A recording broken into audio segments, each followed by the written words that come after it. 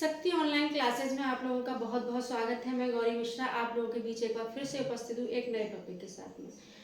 आप लोग अपनी तैयारी को बेहतर करिए, बेहतर बनाइए और मेरे साथ जुड़िए। और प्रयास हम लोगों का यही रहेगा कि हमें प्रथम प्रयास में ही अपना लक्ष्य हासिल हो जाए। तो उसी लक्ष्य को देखते हुए और पूरी लगन के साथ, ईमानदारी के साथ हमें अपनी तैयारी को करना है। जिस प्रकार कल हमने चर्चा की थी शैशवावस्था के विषय में कि शैशवावस्था क्या होती है, उससे पहले हमने वृद्धि विकास के विषय में चर्चा की थी कि वृद्धि विकास क्या होता है, वृद्धि हमारी क्या होती है, विकास हमारा क्या होता है। जिन लोगों ने वीडियो नहीं देखी है वो लोग इससे पहले वाली वीडियो देख लीजिएगा। और बहुत अच्छे से क्लियर किया गया है कि इस अवस्था में, शैशवावस्था में क्या होता है, वृद्धि विकास में क्या होता है, और वही सब कुछ बताया गया है जो एग्जाम के पॉइंट ऑफ व्यू से जरूरी है। ठीक है, तो आज भी हम वही प्रयास करेंगे, अपनी बाल्यावस्था के विषय में बात करेंगे। तो क्रम से चलेंगे। शैशवावस्था हुई, शैशवावस्था के बाद आपको पता है ये बाल्यावस्था आती है। तो आज हम बात करेंगे, आज हम चर्चा करेंगे बाल्यावस्था के विषय में। तो बाल्यावस्था क्या होती है? सबसे पहले बाल्यावस्था को क्या बोला गया है? सबसे पहले बाल्यावस्था को बोला गया है कि जो बाल्यावस्था है वो आपका जीवन का अनोखा काल है। बाल्यावस्था को क्या बोला गया? जीवन का अनोखा काल। अब बोला गया है तो ये किसी ना किसी ने तो बोला ही होगा। तो आपके कोल और ब्रूस, ये कोल और ब्रूस महोदय हैं, उन्होंने ही बाल्यावस्था को जीवन का अनोखा काल बोला है। ठीक है, अगर इसकी आयु की बात करें कि इसकी आयु क्या होती है, एज क्या होती है, तो बाल्यावस्था की जो उम्र होती है वो 2 से 11 वर्ष या 12 वर्ष कहीं कहीं लिखी आती है। इस चीज का ध्यान रखिएगा। जैसे हम पहले ही चर्चा कर चुके हैं कि हमें क्या करना होता है जब हम ऑप्शन देखते हैं और ऑप्शन में जो आंसर जो नियरेस्ट अबाउट होता है, जो नियर वाला होता है, पास वाला होता है, उसको हम सही मान के चलते हैं। ठीक है, तो ध्यान रखिएगा। पूरी बाल्यावस्था की अगर बात की जाएगी तो 2 से आपकी 11 और 12 वर्ष होगी। उसी प्रकार जो बाल्यावस्था है इसको 2 भागों में बांटा गया है। एक है आपकी पूर्व बाल्यावस्था, एक है आपकी उत्तर मध्य बाल्यावस्था। ठीक है, पूरी बाल्यावस्था की बात करेंगे तो पूर्व बाल्यावस्था क्या है? 2 से 6 वर्ष की अवस्था कही जाती है। कौन सी? पूर्व बाल्यावस्था। कहीं कहीं 2 से 7 भी आ जाता है, तो ऐसा कंफ्यूज नहीं होना कि 6 ही है तो 6 से आगे नहीं हो सकती है। 7 वर्ष भी आपकी कहीं कहीं लिखी गई है।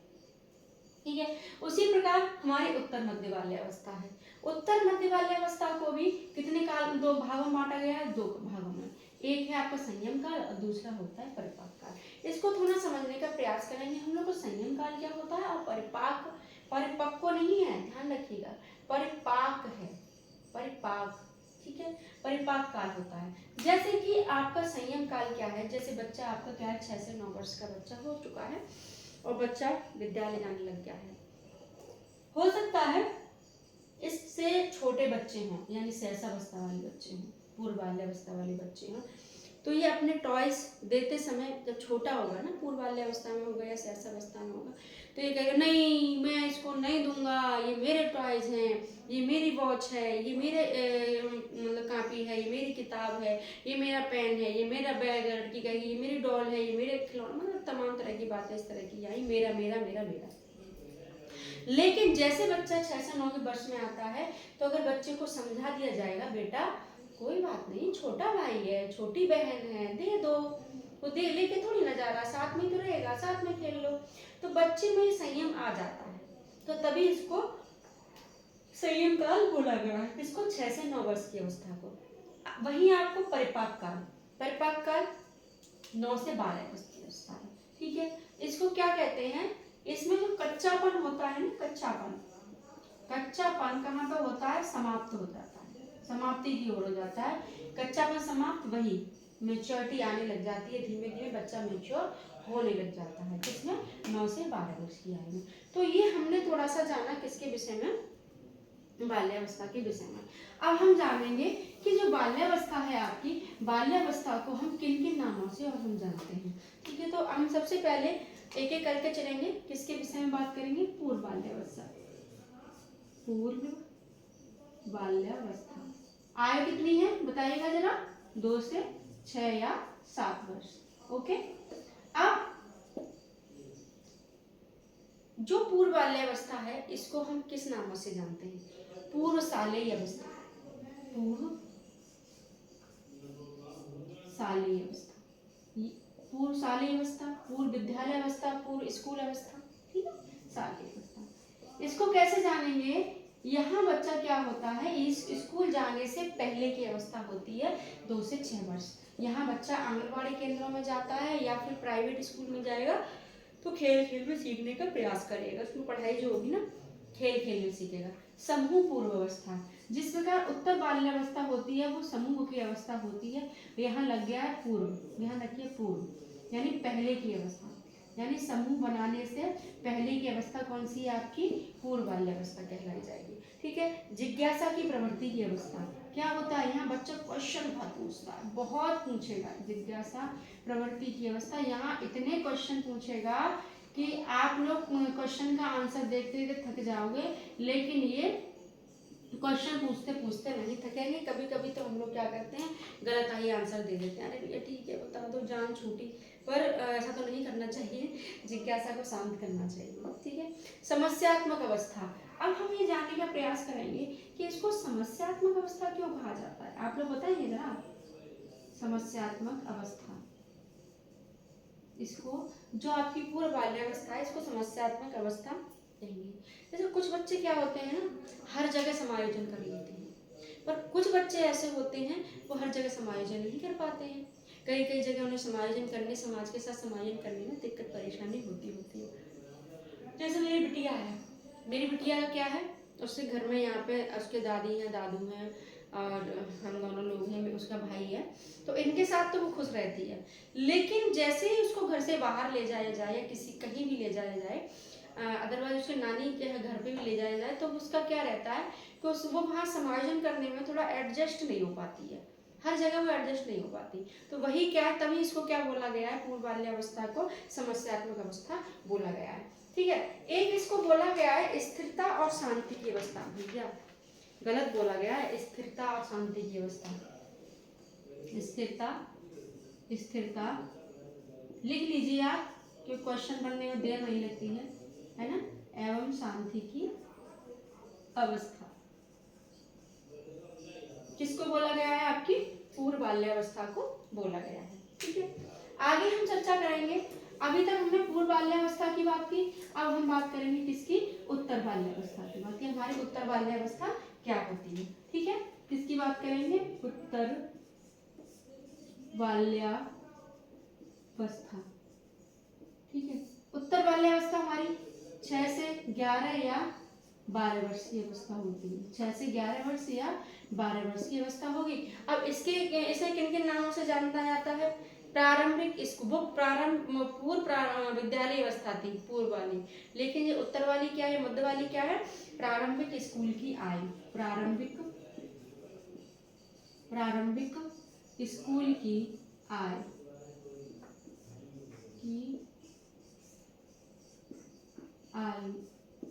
ठीक है। इसको हम प्रारंभिक स्कूल की आयु के नाम से भी जानेंगे। कैसे जानेंगे, हाँ, तो प्रारंभिक स्कूल की अवस्था, बच्चा क्या करता है, यहाँ पे स्कूल जाना प्रारंभ कर देता है, ठीक है। पहले क्या होता है, पहले आंगनबाड़ी केंद्र हुआ या प्राइवेट स्कूल में प्ले वे वगैरह में जाता है, लेकिन अब क्या हो जाता है, अब बच्चा आपका विद्यालय में इसका एडमिशन हो जाता है और ये विद्यालय जाने लग जाता है। चुस्ती की आयु, स्फूर्ति आयु, चुस्ती कह लीजिए या फिर स्फूर्ति कह लीजिए, बच्चा क्या होता है, थकता नहीं है, कभी इधर कभी उधर, कभी कह देना हम लोग कि भैया थोड़ी देर के लिए तो बैठ लिया कर, सब्र कर लिया कर, क्यों इधर उधर नाचता रहता है, तभी इसको मनोवैज्ञानिकों ने चुस्ती की या स्फूर्ति की अवस्था बोला गया है। अगला है हमारा गंदी आयु। गंदी आयु क्यों बोला गया है इसको, गंदी आयु आप करेक्टर से ना लीजिएगा, गंदी आयु से तात्पर्य यह है कि यहाँ बच्चे खुद को गंदा बहुत ज्यादा करते हैं, कपड़ों को बहुत ज्यादा गंदा करते हैं, उन्हें कहीं भी मौका मिल जाए, कहीं भी मौका मिला नहीं कि उन्होंने अपने कपड़े गंदे किए, खुद को गंदी की, क्योंकि उन्हें उसमें खेलने में मजा आता है, मिट्टी से खेलने में आनंद आएगा उनको। या फिर अभी जब बारिश का मौसम हो गया तो बाहर जब किसी के यहाँ मोहल्ले में मॉडर्न या बालू पड़ा होगा तो वो उनसे आकृतियां बनाने लग जाएंगे, ये आकृति है, ये शिवलिंग बन गई, ये बन गई, वो तमाम तरह की चीजें बनाने लग जाते हैं। सड़क पे जा रहे हैं, स्कूल से आ रहे हैं और थोड़ा सा पानी दिख गया उनको सड़क पे भरा, हो सकता है उसी में जंप मार दे, तो क्या है, ये बच्चे हैं, बच्चे तो इसको क्या बोला गया है, गंदी आय बोला गया है। समूह आय, समूह आय यानी कि टोली एज, गैंग एज, टोली की आयु, समूह आयु, ये सब इसको बोला। बच्चा क्या करता है यहाँ पर समूह बनाना स्टार्ट कर देता है कि तुम मेरे मित्रों, तुम आ जाओ। पर ध्यान रखिएगा, यहाँ जब बच्चा बाल्यावस्था में जब बच्चा मित्र बनाएगा तो समलिंगी की तरफ आकर्षित होगा। समलिंगी मतलब लड़का लड़का से, लड़की लड़की से। लेकिन वही बच्चा जब किशोरावस्था में पहुंचेगा तो वहाँ अपोजिट हो जाएगा, लड़का का आकर्षण लड़की से, लड़की की आकर्षण लड़के की तरफ होगा अट्रैक्शन। ठीक है, ठीक है। समलिंगी आकर्षण लिख लीजिएगा, समलिंगी, समलिंगी आकर्षण। ठीक है, समलिंगी आकर्षण आप लोग समझ चुके हैं। सारस अवस्था, सारस अवस्था, सारस अवस्था क्या होती है कि बच्चा यहाँ पे उसकी लंबाई चौड़ाई बढ़ती है। कहते हैं ना कैसे सारस की तरह लंबा होता जा रहा है, कैसे सारस की तरह लंबी होती जा रही है। गर्दन इसकी देखिए कितनी लंबी होती जा रही है, हाथ पैर कितने लंबे होते जा रहे हैं। तभी इसको क्या बोला जाता है, सारस अवस्था बोला जाता है। अगला है छेड़ बुद्धि की आयु, छेड़ बुद्धि। अब आप लोग ये सोच रहे होंगे कि छेड़ बुद्धि की आयु, बच्चा अगर प्रतिभाशाली है तो छेड़ बुद्धि की आयु कहाँ से हो गई, है ना। तो छेड़ बुद्धि की आयु से तात्पर्य ये नहीं है कि बच्चा आपका सामान्य है या आपका बच्चा प्रतिभाशाली है। छेड़ बुद्धि की आयु से तात्पर्य है कि बच्चा इस अवस्था में कोई निर्णय नहीं ले पाता है। ठीक है, पल में मासा तल में सोला, पल में आग बबूला, ये सब हो जाता है। ठीक है, अगर इसकी मीन्स क्या होता है, विवेकशीलता नहीं होती है बच्चे के अंदर। क्या होगी, विवेकशीलता नहीं होगी, कोई विवेक नहीं होगा कि अगर मैं ये कार्य कर दूंगा तो इसका परिणाम क्या होगा। वही जब बच्चे को ये चीज़ की जानकारी नहीं होगी तो वही आपकी क्या कहलाई जाएगी, छेड़ बुद्धि की आयु कहलाई जाएगी। ठीक है, मिथ्या परिपक्वता की अवस्था भैया बहुत ज़्यादा होती है। मिथ्या परिपक्व, देखिए मिथ्या और क्या है, परिपक्वता है, यानी कि मैच्योरिटी है। बच्चा है कितने साल का है, 6 से 12 वर्ष का है, परंतु वो आपको क्या समझ, अपने आप को क्या समझने लग जाता है, वो अपने आप को समझने लग जाता है कि मैं बहुत बड़ा हो गया हूँ और मैं सारे निर्णय ले सकता हूँ। ये वाली भावना उसके अंदर आ जाती है। क्यों, क्योंकि बच्चा उस समय किशोरावस्था की तरफ बढ़ने का क्रम उसका स्टार्ट हो जाता है। तो बच्चा क्या करता है, तभी उसको क्या कहा गया, मिथ्या परिपक्वता के परिपक्व हो रहे हैं, पर जो उनके दिमाग में चल रहा है कैसे, कभी कभी बच्चे क्या होते हैं, माँ के बराबर हो जाते हैं तो कहते हैं मम्मा देखो मैं आपके बराबर हो गया अब तो। और मैं कभी कभी बच्चे थोड़े बड़े लंबे हो जाते हैं, जब बाल्यावस्था तक पहुँचते पहुँचते माँ की हाइट थोड़ी कम होती है तो बच्चे पहुँच जाते हैं माँ से ऊपर, तो कहेंगे देखो मम्मा मैं तो आपसे बड़ा हो गया हूँ। मम्मा बिटिया कहेंगे देखो माँ मैं आपसे बड़ी हो गई मैं, तो वो ये समझ रही है मम्मी से लंबे हो गए, तुम इनसे बड़े हो गए। भैया बड़े तो तुम जीवन पर्यंत ना हो सकते हो, है ना। तो वही चीज़ है कि बच्चा क्या करता है कि बच्चे मिथ्या में रहता है कि भैया भैया मैं ये हूँ मैं वो हूँ। नहीं भैया, तुम जो हो वही रहोगे, बच्चे हो बच्चे ही रहोगे। आत्मनिर्भरता की आत्म, यहाँ बच्चा क्या करता है, अपना कार्य स्वयं करने की कोशिश करता है और कर भी लेता है। आत्मनिर्भरता की आय, ठीक है। अपना कार्य कैसे करेगा, अपना कार्य अपने आप करने लग जाएगा, जैसे कि स्कूल के लिए तैयार होना, या फिर खाने के बाद बर्तन सिंक में डालना, या फिर मम्मी की थोड़ी बहुत मदद करना। इस अपने काम भी छोटे मोटे, जैसे अपना बैग लगाना, बच्चा करने लग जाता है। ठीक है, तभी उसको क्या बोला गया है, आपका आत्मनिर्भरता की आय बोला गया है। जिज्ञासा की आय देखिए आपकी पूर्व बाल्यावस्था में भी है, इसमें भी है। अगर टोटल बाल्यावस्था की बात की जाएगी तो जिज्ञासा की अवस्था रहती है, जिज्ञासा की आय उसको हम बोल भी सकते हैं। क्या बोल सकते हैं, जिज्ञासा की आय, क्योंकि बच्चा क्या करता है, बच्चे में बहुत ज़्यादा जिज्ञासा रहती है। जिज्ञासा की आय, बच्चा सोचता है कि भाई मैं ये कर लूँ, मैं वो कर लूँ, मैं आगे बढ़ लूँ, है ना। क्वेश्चन रहेंगे, कभी कभी ये क्वेश्चन कभी वो क्वेश्चन, मतलब क्वेश्चन की भरमार रहती है बच्चों के पास, है ना। सुप्त काम प्रवृत्ति का विकास लिखिएगा, सुप्त काम प्रवृत्ति, सुप्त काम प्रवृत्ति का विकास। सुप्त काम प्रवृत्ति कैसी से हम क्या समझेंगे बताइएगा। वही कि जब बच्चा सुप्त हो, जो काम प्रवृत्ति होगी ना, फ्राइड के अनुसार, ज़्यादातर बात फ्राइड ने इसी पे की है इस पे सेक्सुअल पे ही बात की है, चर्चा की है उन्होंने। तो वही है, यहाँ पे जो काम प्रवृत्ति होती है ना बच्चे की, कैसी होती है, वो सुप्त होती है। जब सुप्त होती है तभी क्या होता है, उसका जो आकर्षण होता है वो मतलब अपोजिट साइड नहीं होता है, मेल का मेल से, फीमेल का फीमेल से आकर्षण होता है। क्यों, किसके कारण, क्योंकि जो काम प्रवृत्ति की भावना होती है वो कैसी होती है, सुप्त होती है। नेक्स्ट हम लिखेंगे संचय की प्रवृत्ति। संचय, संचय की प्रवृत्ति से तात्पर्य यह है कि बच्चा यहाँ पर कलेक्शन करने लग जाता है, कापी का वो पेंसिल का करेगा, पेन का करेगा, कलर का करेगा, है ना, बहुत सारी चीजें हैं जो उसको बहुत अच्छी लगती है, उनका संग्रह करने लग जाता है बच्चा। ठीक है, किसमें करने लग जाएगा, संचय की प्रवृत्ति में करने लग जाएगा। ठीक है, नैतिक विकास की अवस्था। नैतिक, यहाँ बच्चे को ज्ञान हो जाता है कि क्या सही है और क्या गलत। नैतिक विकास की अवस्था। ठीक है, नैतिक विकास की अवस्था। अगर हम बात करें कि नैतिक विकास का सिद्धांत किसने दिया है, तो आप बताएंगे, की अवस्था। तो नैतिक विकास के सिद्धांत की बात होगी तो वो आपका सिद्धांत जो दिया है वो आपका कोहलबर्ग ने दिया है। तो नैतिक विकास, ध्यान रखिएगा, उसको ये पता लग जाता है कि हमारे लिए क्या सही है और हमारे लिए क्या गलत है। इसके लिए बच्चा अपना सोचने समझने की शक्ति उसके अंदर आ जाती है।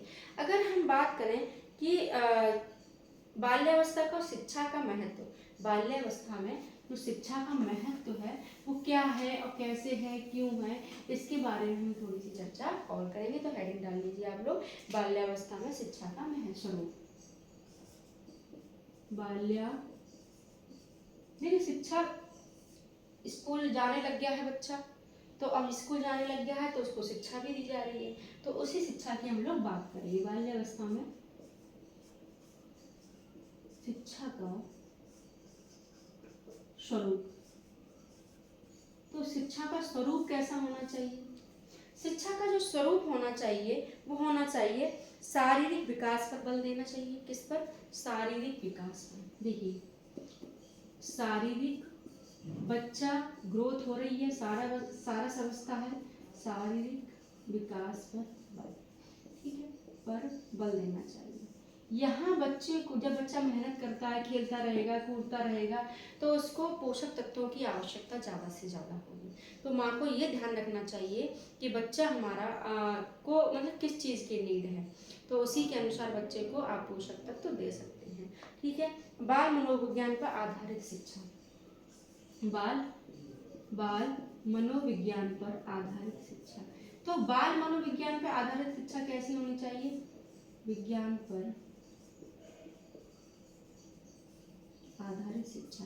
वही जॉन डीवी के अनुसार बालक को कहाँ रखना चाहिए, केंद्र में रखना चाहिए। बच्चे की आवश्यकता, बच्चा की रुचि के अनुसार हमें क्या करना चाहिए, बच्चे का जैसे बच्चे को जिस चीज़ में इंटरेस्ट है, जिस सब्जेक्ट में इंटरेस्ट है, या फिर उसकी नीड क्या है, उसका IQ लेवल क्या है, इसके अनुसार यानी बच्चे को देखते हुए क्या करना चाहिए, शिक्षा देनी चाहिए। भाषा के ज्ञान पर बल, भाषा के ज्ञान पर बल, मतलब उसको भाषा का इतना, भाषा के ज्ञान पर बल।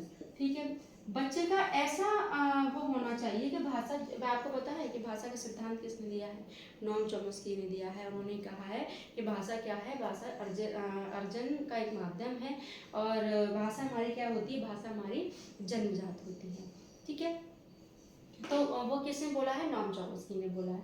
अब भाषा के ज्ञान पर बल, देखिए जहाँ बच्चा एकल परिवार के साथ में रहेगा तो उसका भाषा विकास उतना अच्छा नहीं होगा जितना जो बच्चा संयुक्त फैमिली यानी जॉइंट फैमिली के साथ में रह रहा है। ठीक है, तो हमें भाषा विकास में बच्चों को बताना चाहिए तुम्हें कैसे बोलना है, क्या बोलना है, सभी तरह का नैतिक शिक्षा से आधारित भी बताना चाहिए, आपके समाज से आधारित ही बताना चाहिए बच्चों को, क्योंकि आपको बताया समाज की जो प्रथम इकाई क्या है, समाज की प्रथम इकाई आपका परिवार है, प्रथम पाठशाला क्या है, वो आपका परिवार है, प्रथम गुरु कौन है, वो आपकी माता है। ठीक है, खेल तथा क्रिया द्वारा शिक्षा, खेल तथा क्रिया द्वारा शिक्षा। देखिए बच्चे हों चाहे बड़े हों, खेल और क्रिया, खेल और क्रिया द्वारा शिक्षा, द्वारा शिक्षा मतलब कुछ ऐसे टॉपिक होते हैं जिनको हम खेल खेल में सीख सकते हैं, यानी करके सीख सकते हैं, उनकी क्रिया एक्टिविटी करके सीख सकते हैं। ठीक है। तो जो शिक्षा होनी चाहिए वो कैसी होनी चाहिए, खेल के द्वारा होनी चाहिए और क्रिया द्वारा होनी चाहिए, रोचक पाठ्यक्रम होने चाहिए। पाठ्यक्रम जो होना वो कैसा होना चाहिए, वो रोचक होना चाहिए, रोचक पाठ्यक्रम। अब रोचक पाठ्यक्रम को हम कैसे समझेंगे, मतलब उस पाठ्यक्रम को खेल खेल में, गाने के द्वारा, कविता के माध्यम से, है ना, या फिर किसी खेल के माध्यम से, इस तरीके से अगर हम बच्चे को पढ़ाते हैं तो क्या होता है, बच्चे का जो विकास है ना, अधिगम में सीखने की जो क्षमता होती है वो तीव्र हो जाती है। कैसी हो जाती है, वो तीव्र हो जाती है। जिज्ञासा की प्रवृत्ति की संतुष्टि, यानी बच्चे में जिज्ञासा, लिखते जाइएगा, जिज्ञासा की प्रवृत्ति की संतुष्टि, ठीक है। शिक्षा जिज्ञासा प्रवृत्ति की संतुष्टि, ठीक है। अब इसमें क्या करना चाहिए, इसमें देखिए ध्यान रखिएगा, अगर बच्चा कोई क्वेश्चन पुट अप करता है, क्वेश्चन कोई पूछता है तो उसे डांटना नहीं चाहिए, उसको उस समय रोकना नहीं चाहिए। वो अगर पूछ रहा है तो उसका आंसर देना चाहिए। अगर आप उसका आंसर देते हैं तो क्या होगा, वो बच्चा नकारात्मकता की ओर नहीं जाएगा, कहाँ जाएगा, सकारात्मकता की ओर जाएगा। और बच्चा क्या करेगा, बच्चा दिन पर दिन ग्रोथ करेगा, और क्योंकि उसके जो क्वेश्चन है उसको मिलते रहेंगे उनके आंसर मिलते रहेंगे तो उसे अच्छा रहेगा। और वहीं आप रोक देंगे उसको, जब आपने अगर उसको रोक दिया बच्चे को, तो बच्चा क्या होगा, क्वेश्चन पूछना बंद कर देगा और उसका जो मानसिक विकास तीव्रता की ओर जा रहा था उसमें क्या होगी, बाधा पहुंचेगी। अब हम बात करेंगे नैतिक शिक्षा। नैतिक शिक्षा में हम यही सिखाते हैं कि हमें किस तरह कौन सा कार्य करना है, किस तरह उठना है, किस तरह बैठना है, किस तरह बोलना है, किस तरह खाना है, किस तरह पीना है, बड़ों का सम्मान कैसे करना है। ये सारी चीज़ें किस में आ जाती हैं, आपकी नैतिक शिक्षा में आ जाती हैं। सामाजिक गुणों का विकास, आप लोग जानते हैं मनुष्य क्या है, एक सामाजिक प्राणी है। क्या है, सामाजिक गुणों का विकास। तो मनुष्य क्या है, मनुष्य है एक सामाजिक प्राणी। और जब मनुष्य एक सामाजिक प्राणी है, समाज में रहता है, समाज के द्वारा बनाए हुए नियमों का पालन करता है, तो इसी प्रकार क्या होता है कि वो समाज के नियमों को जानने पहचानने लग जाता है। तभी उसमें क्या बोला गया है कि सामाजिक गुणों का उसमें विकास होने लग जाता है। संचय प्रवृत्ति के बारे में हम थोड़ी देर पहले पढ़ ही चुके थे। कलेक्शन करने लग जाता है बच्चा, संग्रह करने लग जाता है। सामूहिक प्रवृत्ति की जो दृष्टि होती है, वो सामूहिकता की भावना, गैंग एज, टोली एज, इस प्रकार के कार्यों में बढ़ता है बच्चा। मानसिक विकास पर बल, कौन सा, देखिए पॉइंट सारे याद रखिएगा। मानसिक विकास पर बल, ठीक है। अगर बच्चे का मानसिक विकास हो रहा है, और मानसिक विकास आप जानते हैं कैसे ज़्यादा होता है, मानसिक विकास ऐसे ज़्यादा होगा कि बच्चे की जो भी जिज्ञासा है उसमें प्रोत्साहन देना चाहिए, उसको रोकना नहीं चाहिए, है ना।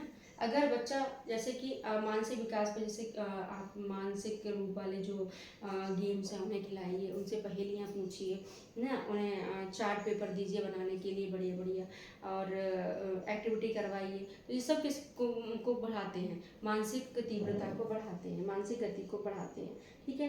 पर्यटन व स्काउटिंग व्यवस्था, भाई ये जरूर होनी चाहिए, पर्यटन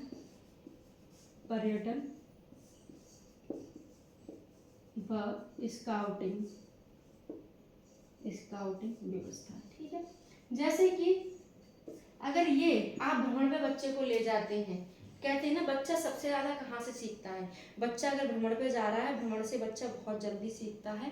और वहाँ जब लेके जाएंगे, किसी आपने कोई बता दिया, आपने ऐसे बता दिया ताजमहल है वो आगरा में स्थित है और शाहजहाँ ने बनवाया था, तो ऐसे कर करके बच्चे के दिमाग में आ गया।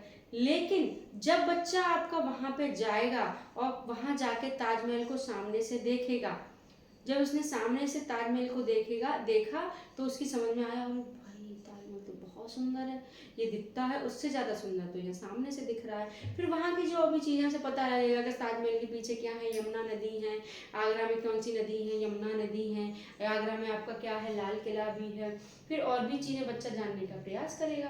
तो वही है, तो हमें क्या करना चाहिए, भ्रमण पे ले जाना चाहिए। स्काउटिंग व्यवस्था में क्या होता है, बच्चा यहाँ संगीत के बारे में इसको जानकारी मिलती है, अपने लोकगीत हो गए, अपनी परंपराएं हो गई, संस्कृति हो गई, है ना, टेंट कैसे बनाते हैं, इस तरीके की जानकारी बच्चे में हो जाती है। किसमें? स्काउटिंग गाइडिंग में। उसमें परेड, पीटी करना, व्यायाम करना, योगा क्या होता है ना, इन सब चीज़ों का बच्चे को ध्यान रहता है। ठीक है। संवेगों के प्रदर्शन का अवसर, जैसे बच्चे का कोई संवेग उत्पन्न हो रहा है, संवेग के प्रदर्शन का अवसर। अगर बच्चे में के अंदर कोई भी संवेग उत्पन्न हुआ है तो उस संवेग को दबाना नहीं चाहिए, उस संवेग में क्या करना चाहिए, उसको और अवसर देना चाहिए और कहना चाहिए बच्चा अरे वाह तुम तो बहुत अच्छा कर सकते हो। लेकिन संवेग भी पॉजिटिव होनी चाहिए, नेगेटिव नहीं होनी चाहिए। जब पॉजिटिव है तो आप उसको प्रोत्साहित कर सकते हैं। ठीक है।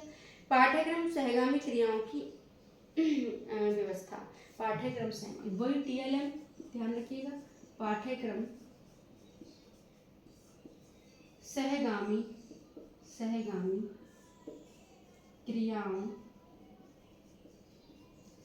क्रियाओं की व्यवस्था, सहगामी क्रियाओं की व्यवस्था। वही TLM यानी कि जो आप पाठ आपको पढ़ाना है तो उस पाठ से संबंधित आपके पास मतलब चार्ट होना चाहिए या फिर कोई भी ऐसा मॉडल वगैरह होना चाहिए जो बच्चा देखे और बच्चा देख के समझ जाए और अच्छे से उस चीज़ को समझ सके।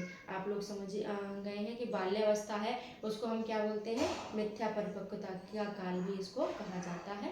चलिए अब हम मिलेंगे आपके नेक्स्ट टॉपिक के साथ जिसका नाम होगा किशोरावस्था। इतना जो कराया है इसको अच्छे से पढ़ लीजिएगा, रिवाइज करिएगा और अच्छे से तैयारी करिएगा, अपनी तैयारी को बेहतर बनाइए। सभी को राधे राधे।